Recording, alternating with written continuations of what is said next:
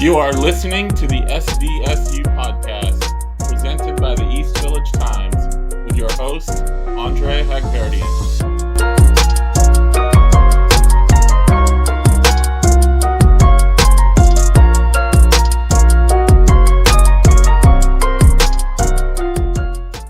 Welcome, listeners, back to another episode of the SDSU podcast. I'm your host, Andre Hagverdian. Thank you guys for joining me. As you know, we have been going strong and heavy on football coverage this season. The football team is off to a good start. They are 4-1 currently as they kicked off Mountain West play against Colorado State this past Saturday with a 45 to 24 victory. Good vibes around Montezuma Mesa on the football team, but basketball is just around the corner as well. As we sit here, we're about less than 2 weeks away from the exhibition open scrimmage against UCLA at Viejas Arena on the 17th, 7 p.m. So if you have your tickets for that one, definitely looking forward to that. And to kick off our basketball coverage for EVT and the podcast, we started some interviews of some of the newcomers to the basketball team this season, either via transfer or high school ranks. San Diego State has three transfers from other Division One or Division, two schools per se, and two high school players. So the high school players are Tay Simmons and LZ Harrington. We will get to interviews with them hopefully later in this month. But the three transfers are Sean Newman Jr. from Louisiana Tech, Latrell Davis from San Jose State, and Jeremiah Oden, who is most recently from Charlotte, but he played at DePaul and played at Wyoming. So two of those transfers have Mountain West experience and have played against San Diego State in recent years. So there's some familiarity there with the conference.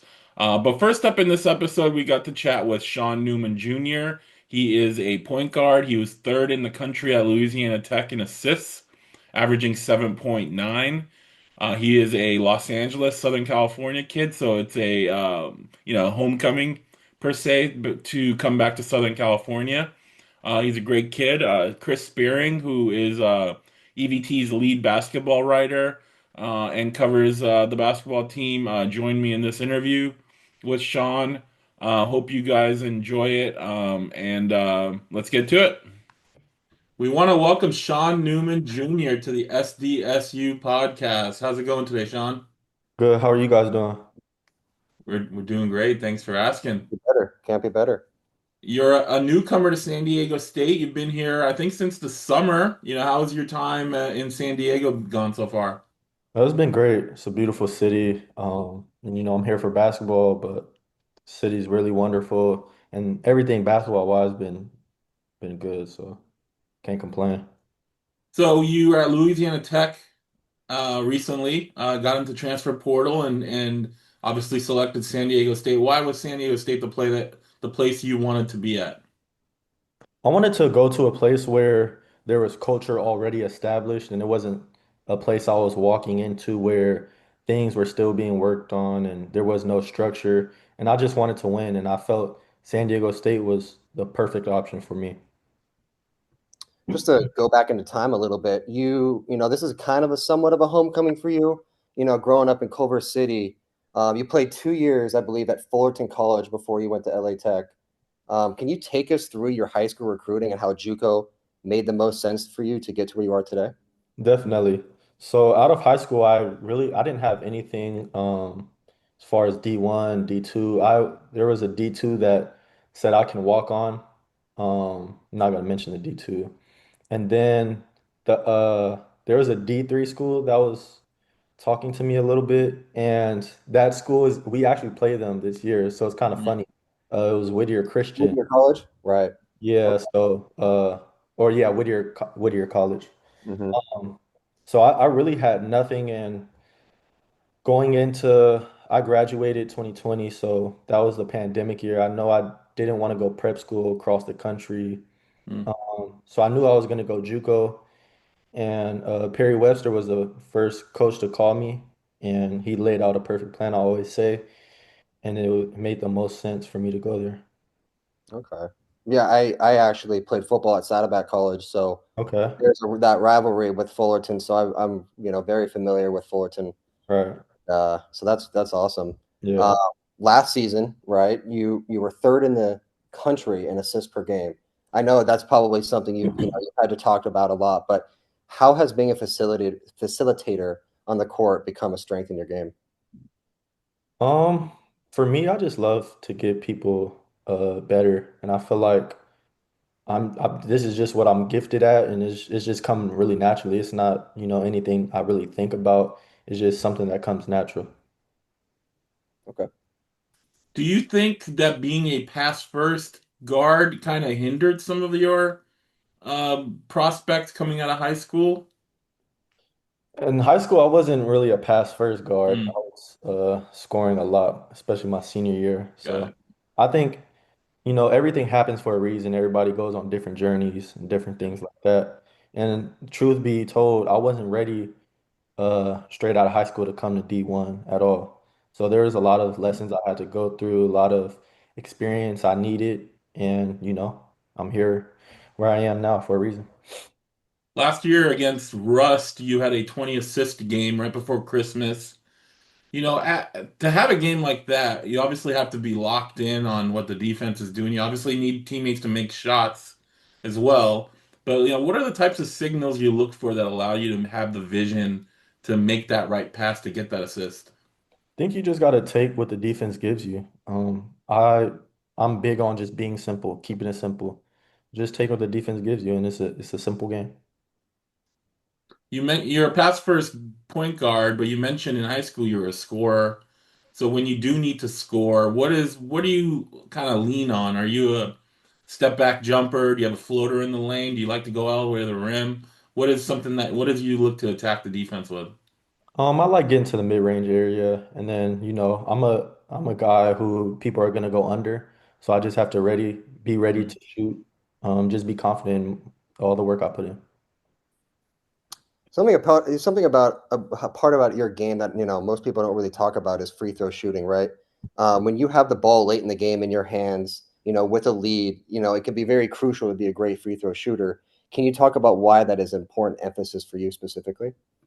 Yes, for a point guard, you're gonna have the ball in your hands late in the game.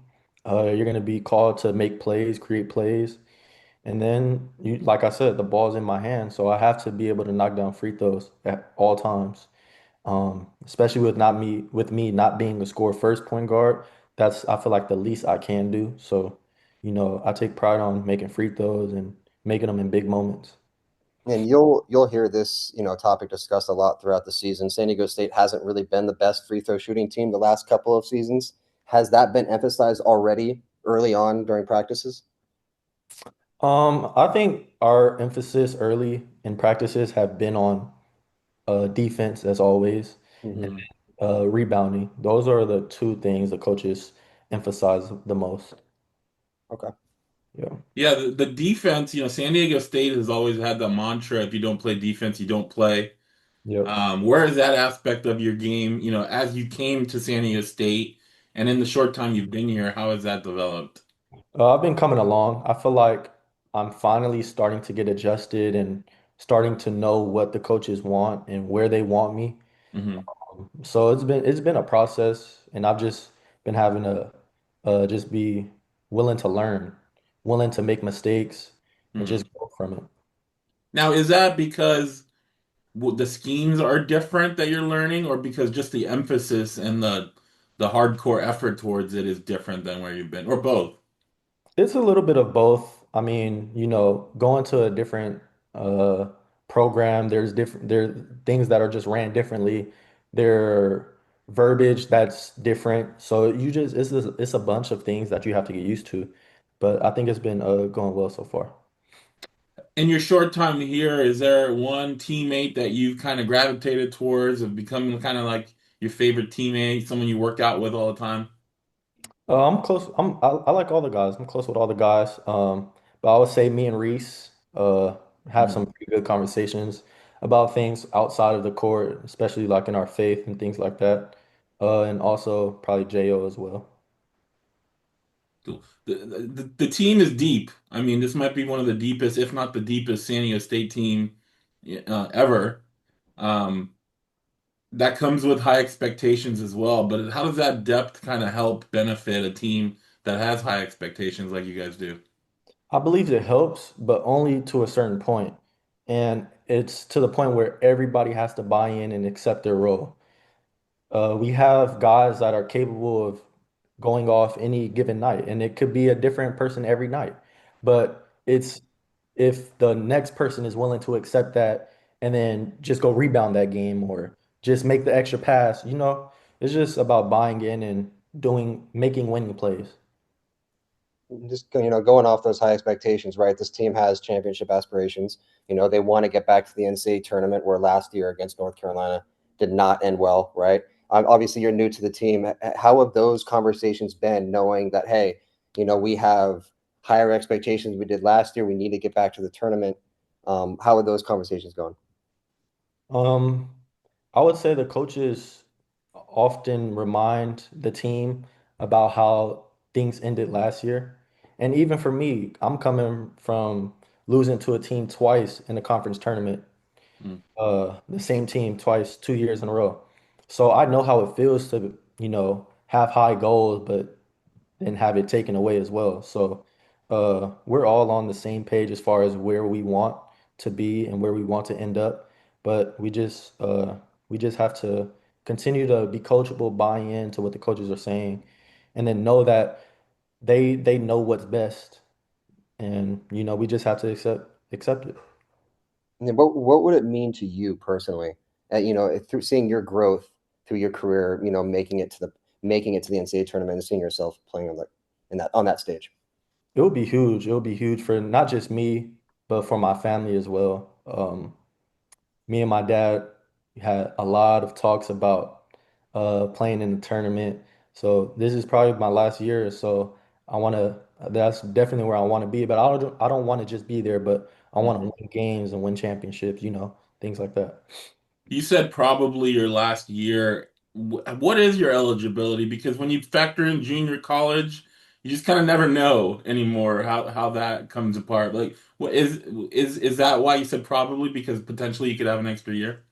Yeah, but I'm not banking on it. I'm not Mhm. buying on that. Like I'm just taking it for what it is and just gonna make the most of what I have now. Andre, do you want to do you want to start the rapid fire questions now, or is there any other kind of question that you had for Sean? Um, I think we're good there, unless you had anything. Um, yeah. So Sean, we basically just kind of have like at the end of our texting, we just have like some rapid fire questions just to kind of get to know you a little bit better. Okay. Um, so we can start with this. What would you say your favorite food would be, Favorite food. and pregame meal if you have one? Me, I'm not really a big like favorite food guy. Like I like a lot of different things, but if I was to pick a meal I would have to eat for the rest of my life every single day, it would probably be like some rice, chicken, vegetables, something like that. Okay. I Yeah. read an article a couple years ago where I think it pointed out on your In-N-Out was one of your favorite places. Um, Fast food three wise, by yeah, three. Is that you, are you glad to be back on the West Coast where now you have that option again? exactly. And there's In-N-Out like about 3 minutes away from my house, and I'm always there. So I Yeah. am happy to be back for that. Yeah. Can't go wrong with In-N-Out. Yeah. All right. Favorite movie? Avatar, both the avatars. Okay. Yeah. Okay. Got the new one coming out in December, I think, right? Yeah. So, okay. Yeah, those are gonna be some good movies coming out here in the That future. was a quick answer. You have Yeah, you that's a definite answer right there. There's yeah. no You knew it was coming. wishy-washy there. Yeah. Favorite TV show? Favorite TV show. I'll say Breaking Bad. Okay.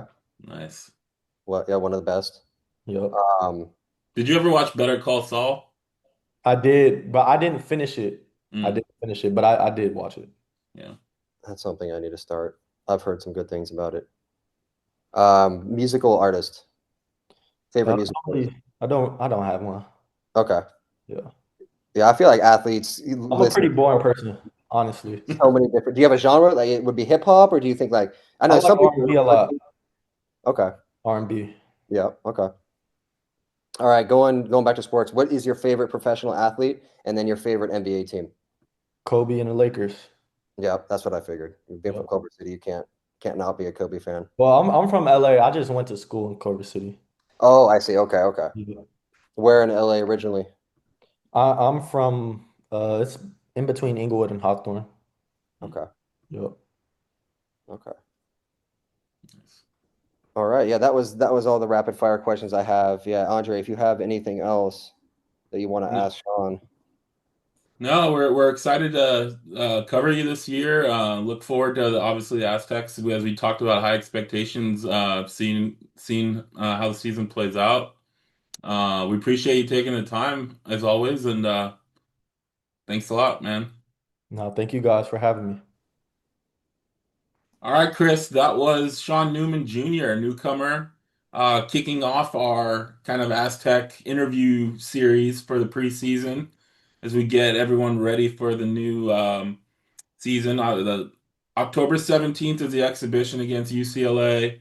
First, I guess, real official exhibition is on the 29th. But talking about Newman, I don't know if San Diego State's had a pass first point guard in a long time, at least someone to that level.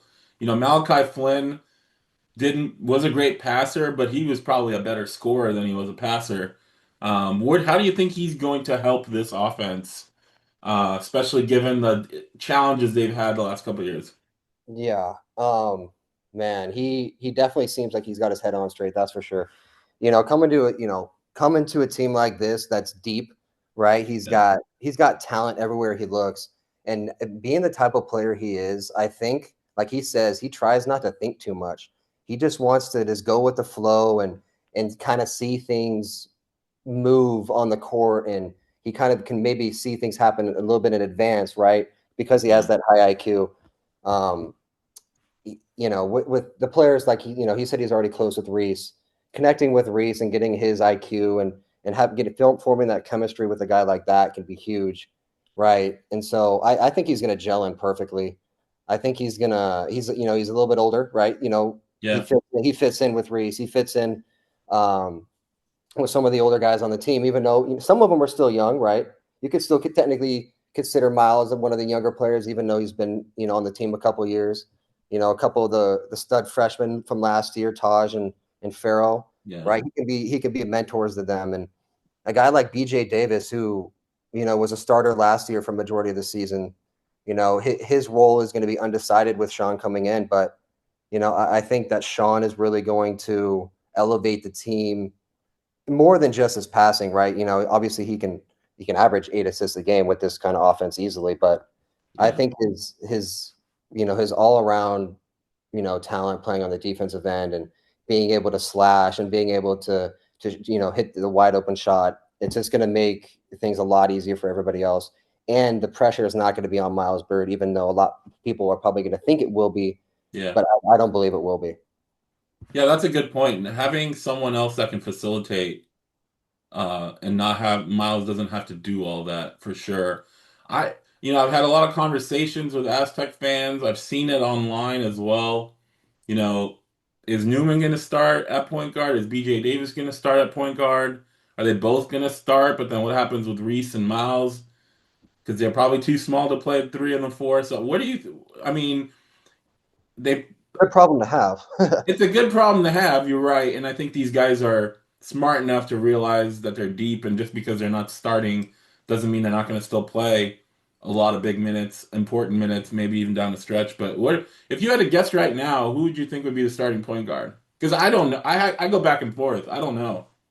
Man, yeah, for me, it's hard to not assume it'd be Sean because just knowing how Dutcher runs, puts out his starting Yeah, five, and I'm assuming he's going to want Magoon back at the four, playing hmm, alongside, more than likely Heidi, who might get the start early on, might not be, you yeah, know, could even be Farrell. And again, I cannot see Reese not starting. We all know Magoon and Miles are going to start. Maybe not early on, but at some point in the season, I do think Reese Waters will be a starter and one of the best players. And so if that's said, then it would be Sean at the 1, probably Reese at the 2, or Miles at the 2, Reese at the 3, Magoon at the 4, and Heidi or Farrow at the 5. Can't go wrong with either whoever starts at the 5.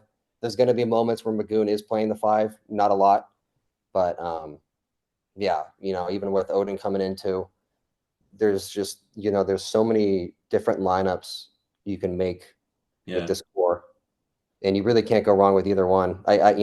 Whatever happens in the scrimmage against UCLA might not happen against Arizona and Phoenix. So the last thing on Sean is, he talked about how his senior year in high school was that COVID year, and I remember when I started doing this podcast and interviewing a lot of football recruits who were under recruited, they all kind of pointed to that 2020 fall season that didn't happen as like how poor recruiting was for them, and he kind of fits into that bucket too, because he wasn't, to say that he had no D1 offers and only one D2 offer. He was a good high school player. He put up good numbers.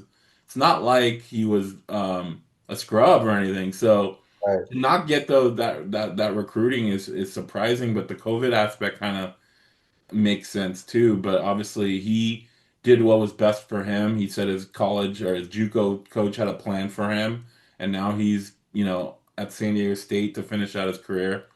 And so I don't think he's regretting how his path was, but it was just still interesting to look back on it and see where that went anyway at that point.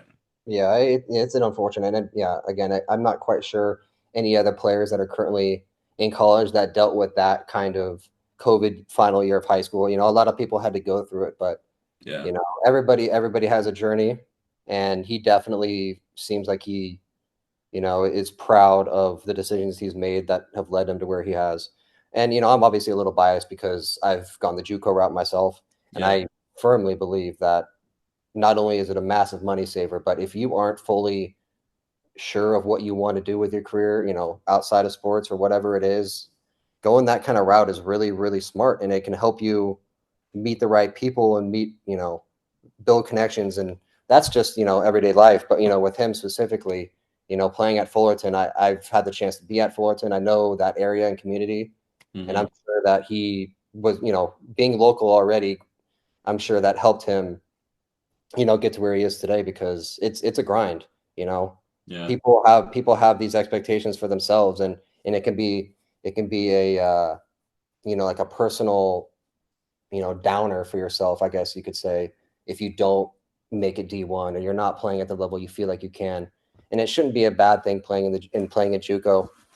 I think it's made a lot of people better human beings for sure. And I'm excited to see, not only him playing on the court, but, to see what kind of person he's going to be.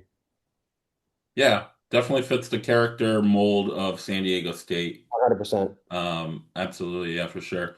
We look forward to him. We thank him for joining us on this episode, or at least this interview. I think Coach Dutcher and the team is definitely going to love having the type of person and player he is on the team this year. Right. There's going to be moments where they're going to be playing very free, and we're going to see it on the court. And I'm sure there's going to be many times throughout the season where Dutcher just talks to us after the game, and he was like, I didn't draw this up. They went out and did it themselves. And that is what you want to hear.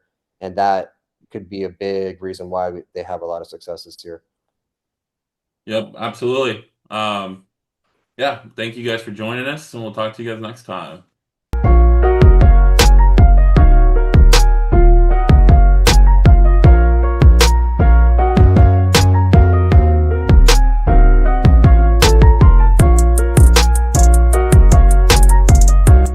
You are listening to the SDSU podcast, presented by the East Village Times, with your host, Andre Hagverdian.